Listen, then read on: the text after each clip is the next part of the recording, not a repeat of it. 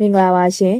ဒီနေ့မှာတော့ဆရာဝင်းဖေရေးသားခဲ့တဲ့ရတဝတ္ထုတိုကောင်းတစ်ပုဒ်ကိုရွေးချယ်တင်ဆက်ပေးထားပါတယ်ဝတ္ထုတိုလေးရဲ့နာမည်ကတော့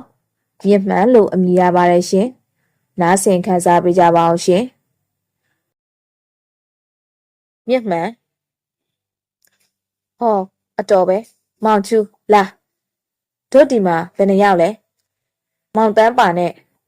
နေပါဦးအားလုံး6ယောက်ပေးလိုက်ပစံလက်ဖက်ရည်ဘူး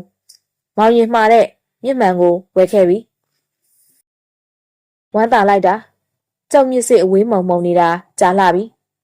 ဒီတုန်းကမိုးညင်းမှာမြင့်မှန်ဝယ်မရလို့မန္တလေးကဝယ်ခဲ့ဖို့ဗကြီးသိန်းစီမှားလိုက်တာလေကျုပ်ဗကြီးသိန်းစီကမြင့်မှန်ကိုယူပြီးကတ်ကြည့်လိုက်တော့ဆိုက်ကတော့ပဲအန်ကိုကြားလို့အိမ်ပြင်ခက်ဝေးဝေးကိုလှမ်းကြည့်လိုက်တော့လဲအရင်ကဝါးဝါးနေတဲ့အမြင်ဟာတခါတည်းကိုကြည်လင်သွားတာပဲ။ဘာကြီးသိန်းကျွန်တော်ပေးလိုက်တဲ့ငွေ100နဲ့လောက်ရလား။စိုက်ခဲ့ရသေးလား။မြင့်မှန်ကတော့တိတ်ကောင်းတာပဲဗျာ။ဘာကြီးသိန်းကိုကျေးဇူးတင်လိုက်တာ။သိတယ်။မင်းပေးလိုက်တဲ့ဒီဂရီနဲ့မလွဲရအောင်ငါတိတ်တိတ်ချာချာယူဆိုင်ပါတယ်ကွာ။ငါကိုယ်တိုင်မြင့်မှန်ဘရင်ကိုချစ်စီမှာအခါသွားပြီးစိတ်ကြရွေစိတ်ကြစစ်ပြီးလုပ်ခဲ့တာကွာ80ပဲကြပါတယ်အေးကျန်တဲ့ငွေ20ကတော့မေ့လိုက်တော့ငါသုံးပြစ်လိုက်ပြီရပါတယ်ဗကြီးသိန်းရဟဲ့မောင်တန်းရော့ပစံတစ်ဖက်ရည်တော့ဝယ်ကွာကျုပ်ဗကြီးသိန်းကိုတကယ်ကျေးဇူးတင်တယ်ဗျာမြင့်မှန်နဲ့ကျွန်တော်မျက်လုံးတွေကတကယ်ကွက်တိပဲ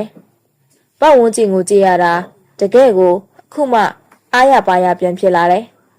အဲ့ဒီအချိန်မှာဗကြီးသိန်းကတော့တစ်ဖွဲ့လုံးကိုဒီမြင့်မှန်ရအောင်သူဘလို့အပင်ပန်းခံပြီးသွားခဲ့လာခဲ့ပြောခဲ့ဆိုခဲ့ရတဲ့အကြောင်းအကြီးအကျယ်ရှင်းပြနေပါတယ်။ကျုပ်လည်းဗကြီးသိန်းကိုကျေးဇူးတင်ကြောင်းတိတ်ကိုကျေးဇူးတင်ကြောင်းအများကြီးကျေးဇူးတင်ကြောင်းအလွန်လဲအားနာပါကြောင်းပြောပြပါရဗျာ။အဲ့ဒါကဗကြီးသိန်းရောက်တဲ့နေ့ကအဖြစ်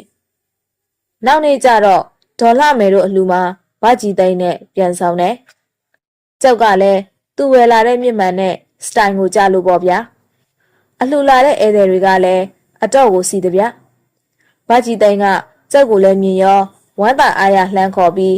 မြင့်မှန်ကိုခဏချုပ်ခိုင်းပြီးသူ့ဘေးမှာဝိုင်းနေတဲ့လူတွေကိုပြတယ်အားလုံးကလည်းမြင့်မှန်ကောင်းကြောင်းပုံတွက်ကြောင်းမှန်သားလည်းအကောင်းစားဖြစ်ကြောင်းပြောကြတယ်ဗကြီးသိန်းကလည်းကျုပ်အတွက်မှုသူဘလို့စူးစမ်းပန်းစားအပင်ပန်းခံအချိန်ကုန်ခံပြီးဝယ်ခဲ့ရကြောင်းပြောပြတယ်။ကျုံမှလည်းကျေးဇူးတင်ကြောင်းတွေအထက်ပြောရပြန်တာပေါ့ဗျာ။ဟုတ်လဲဟုတ်ပေတာပဲ။ကျုပ်အတွက်သူလောက်ခဲ့ကင်ခဲ့တာကတေတက်နဲ့ကွက်တိစိတ်တိုင်းကြဖြစ်နေခဲ့တယ်မဟုတ်လား။ဒါကိုဗကြီးသိန်းကလည်းဂုံယူလို့မဆုံးပါပဲခင်ဗျာ။အဲ့ဒီညနေကမန္တလေးကဧည့်သည်တစ်ယောက်နဲ့အတူဗကြီးသိန်းကျုပ်တို့အိမ်ကိုရောက်လာတယ်။ညနေစာကျုပ်စီမှာစားမယ်တဲ့။ဒါလေးများအဆန်းလားရတယ်တက်ရတာပေါ့ချက်ချင်းပဲကျုပ်ဆိုင်ရင်ဆိုင်ထမင်းနေမှာပြီးစီစဉ်လိုက်ပါတယ်ဒါပေမဲ့အချိန်ကလေးလိုဖြစ်နေလို့ရန်ဒမ်လင်းလောက်ရရင်တိတ်ကောင်းမယ်လို့ဗကြီးသိန်းကပြောတယ်ရတယ်ရပါတယ်အားလုံးပျော်ပျော်ပါပါပေါ့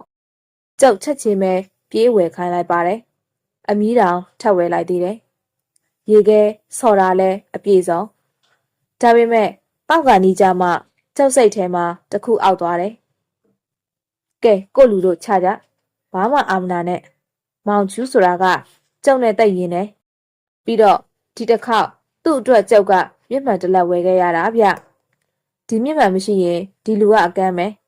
ဘာမှကောင်းကောင်းမြင်ရတာမဟုတ်ဘူး။တနေ့ကားတိုက်ခံရမလားစက်ပိန်တိုက်ခံရမလားနဲ့တထိတ်ထိတ်နေခဲ့ရတာဟုတ်တယ်မဟုတ်လားမောင်ချူ။ကဲကြည့်လောက်လာပြန်ပြီ။ကျုပ်သူ့ကိုထမင်းကျွေးတယ်ဆိုတာကျုပ်တို့မူးညင်းသားတွေရဲ့စေတနာစရိုက်ဗျဒီလိုပဲကျုပ်တို့စီကခေါ်ရွေကြပါတယ်သူလည်းအသိပါဗျာခုတော့မျက်မှန်ဝယ်ပေးလို့ပဲကျွေးရတယ်လို့မှန်တာပြောရင်ကျုပ်ကနည်းနည်းတော့အောက်တယ်ဗျအဲ့ဒီနောက်မှာအရက်တောက်ရင်းနဲ့ဒီမျက်မှန်ကိုသူဘလို့ခက်ခဲဝယ်ခဲ့ရကြောင်းပြောပြန်ရောဗျအဲ့တဲ့နှစ်ယောက်ကလည်းမန္တလေးသားတွေပဲဗျဗကြီးသိန်းကိုထောက်ခံကြတယ်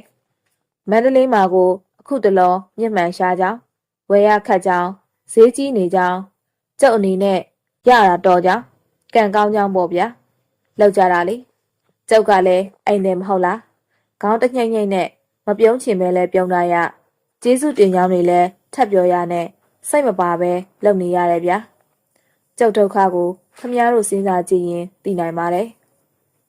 နောက်နေ့အဖြစ်ကတော့ပိုဆိုးတယ်ပြုတ်ကျုပ်ကလက်စွပ်ကလေးတစ်ခွင်ရောင်းမှုပွဲစားနဲ့ထည့်လိုက်တာပေးတဲ့လူက9000ပေးတယ်ဗျာ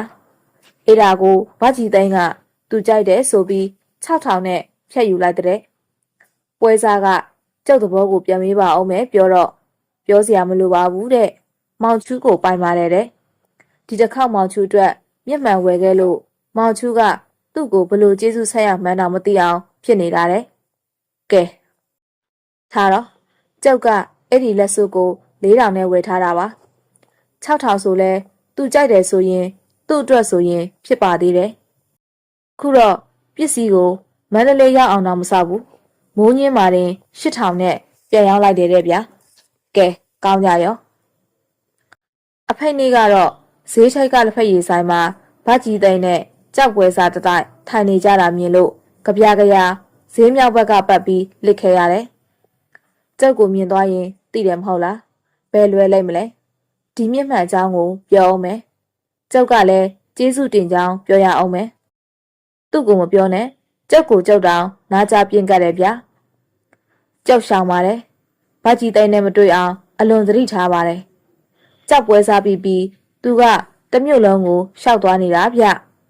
ကျုပ်မှလည်းမြို့ပတ်ပြီးကိုပြေးနေရတော့တာပါပဲဒါပေမဲ့သတင်းတွေကကြားနေရတယ်ဗျာရောက်လေရမှာသူကျုပ်အတွက်မျက်မှန်ဝယ်လာလို့ကျုပ်ကသူ့ကိုအလွန်ကျေးဇူးတင်နေတဲ့အကြောင်းဘလို့ကျေးဇူးဆက်ရမလဲစဉ်းစားနေတဲ့အကြောင်းတကယ်တမ်းတွေးကြည့်မယ်ဆိုရင်ကျုပ်အသက်ကိုကယ်ထားတယ်လို့တောင်ပြောနိုင်ကြောင်းသူသာမျက်မှန်မဝယ်လာရင်ကျုပ်ဟာတနေ့မဟုတ်တနေ့ကားတိုက်ခံရမယ့်အကန့်ဖြစ်ကြောင်းစုံလို့ပါပဲဗျာကျုပ်မျက်စိမှုန်တာမှန်ပါတယ်ဒါပေမဲ့သူ့ကိုယ်သူကြားမင်းလောက်ဖြစ်အောင်ပြောနေတာကတော့လွန်လာပြီဗျာနောက်ခံပြင်းတဲ့ကိစ္စကကျုပ်စောစောကပြောခဲ့တယ်မဟုတ်လားသူပြောတဲ့စကားလေးကျုပ်ကဘလို့ကျေးဇူးဆက်ရမလဲလို့စဉ်းစားနေတယ်ဆိုတဲ့ကိစ္စလေးဘလို့လဲဗျာဒီမျက်မှန်ဝယ်လာတဲ့ကိစ္စကိုကျုပ်ကစပယ်ရှယ်ကျေးဇူးဆက်နေရအောင်မတဲ့လားကျုပ်သူပြောလို့ကြွေးလဲကြွေးပြီးပါပြီတိုက်လဲတိုက်ပြီးပါပြီကျေးဇူးတင်ကြောင်းလဲအထက်ထပ်ပြောပြီးပါပြီဒီမျက်မှန်အတွက်နဲ့သူ့ကိုပဲကျုပ်ကတသက်လုံးကျေးဇူးဆက်နေရတော့မလို့သူ့အလက်ကားဝယ်ပေးခဲ့တာလည်းမဟုတ်ဘူးဗျာမျက်မှန်ဘိုးကိုကျုပ်ကလုံလောက်ပေးလိုက်တာပါပိုတဲ့20တောင်သူကသုံးပြစ်လိုက်တယ်မဟုတ်လားကျုပ်ကသူတစ်ပါးကိုကျေးဇူးတင်ရမှာမနှမျောပါဘူးမတွန့်ပါဘူးဒါပေမဲ့ဒီကိစ္စမှာတော့လွန်လာပြီဗျာဟိုနေရာလဲဒီမျက်မှန်အကြောင်းဒီနေရာလဲဒီမျက်မှန်အကြောင်းလူစုမိတိုင်းဒီအကြောင်းပြောနေတယ်တဲ့ဗျာနေရာတကာမှာကျုပ်ကကြားနေရတယ်ကုံပြောမယ်ဗျာကျုပ်အိမ်မက်ထဲမှာတော့အများရှိမှကျုပ်မျက်မှန်ကိုချွတ်ခိုင်းပြီးသူဝယ်ခဲ့တဲ့အကြောင်းပြောတယ်ဗျာကျုပ်အိမ်မက်ကလက်နိုးတယ်ဇောချွေးတွေတောင်ပြန်သွားတယ်အဲ့ဒီနေ့ကတော့ဘူရာယုံကပြန်လာတဲ့ကျုပ်တူတောင်းရွှေကကျုပ်ကိုတကူတကနဲ့ဝင်ပြောတယ်လေးချူဒီနေ့ရထားနဲ့ဗကြီးသိန်းတို့မိတ်ဆွေ6ယောက်ပါလာတယ်တလန်းလုံးတောက်လာကြတယ်နဲ့တူတယ်ဘူရာယုံမှာဗကြီးသိန်းလာကြတော့စူးညံနေတာပဲအဲ့ဒါဗကြီးသိန်းကပြောတယ်တဲခိုစရာခက်ခဲရှိရင်ပြောတဲ့သူ့အဖွဲ့မောင်ချူးဆိုတာရှိရတဲ့အဲ့ဒီမှာတဲနိုင်အောင်လိုက်ပြောပေးမယ်တဲ့သူလဲအိမ်ပြောင်းပြီးလိုက်တဲမယ်ဆိုပဲဟိုလူတွေကအင်တင်လောက်နေတာကိုဗကြီးသိန်းကအားနာစရာမဟုတ်ဘူးတဲ့မောင်ချူးဆိုတာကသူ့ကျေးဇူးအများကြီးရှိပါတယ်တဲ့အေးကိစ္စမရှိဘူးလာကြပါစေကွာ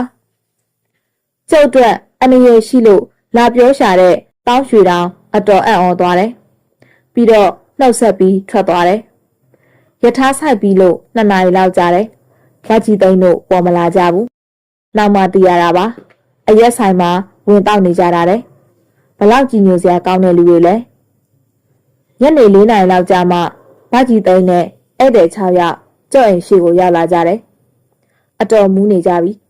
ကျုပ်ကတော့ အိမ်ရှိကထွက်ဆောင်နေတာပါကျုပ်နဲ့ဗကြီးသိန်းမျက်နှာချင်းလဲဆိုင်ပြီးတော့ကျုပ်သူဝယ်လာတဲ့မြစ်မှန်ကိုတတ်ထားရကချွတ်ပြီးမြေကြီးပေါ်ချပြီးဖနှောက်နဲ့၄ချက်လောက်ပေါက်ပြလိုက်တယ်ဗကြီးသိန်းတို့အဖွဲ့ကြက်သေးသေးနေကြတယ်ကဲဗကြီးသိန်းတွေ့ပြီမဟုတ်လားခမည်းကိုမြစ်မှန်ဝယ်ခိုင်းမိတဲ့အတွက်ကျုပ်တောင်းပန်ပါတယ်နောက်လဲဘယ်တော့မှဘာမှအဝယ်မခိုင်းဝန်းတော့ပါဘူးကျုပ်အိမ်လဲဘယ်တော့မှမလာပါနဲ့တော့ဒါပါပဲဗျာကျုပ်စိတ်ကိုချုပ်ပြီးဒီလောက်ပဲပြောပါတယ်စကားလဲဆုံးရောအိမ်ထဲဝင်ခဲ့ပြီးတကားပိတ်ထားလိုက်ပါတယ်ဗကြီးသိန်းတို့တယောက်တစ်ပေါက်ဘာတွေပြောကြမှန်းမသိဘူးပြောကြပြီးကျုပ်အိမ်ရှိကထွက်သွားကြတယ်အဲ့ဒါကျုပ်နဲ့ဗကြီးသိန်းရဲ့နောက်ဆုံးဆက်ဆံရေးပါပဲဒါတောင်မန္တလေးပြန်ရောက်တော့ပြောနေသေးတယ်မိုးညင်းကမောင်ချူးဆိုတဲ့လူအတော်ဆိုးတယ်သူ့အတွက်စေဝနာနဲ့ဝယ်ပေးတဲ့မြမှန်ကိုသူနဲ့လည်းကြိုက်ရတာနဲ့ဘာစိတ်ပေါက်သွားတယ်မသိဘူးရိုက်ခွဲပြလိုက်တယ်ဒီလူယူသွားပြီထင်ပါရဲ့တဲ့တကယ်တရားရဖို့ကောင်းပါရဲ့ဗျာဝင်းဖေ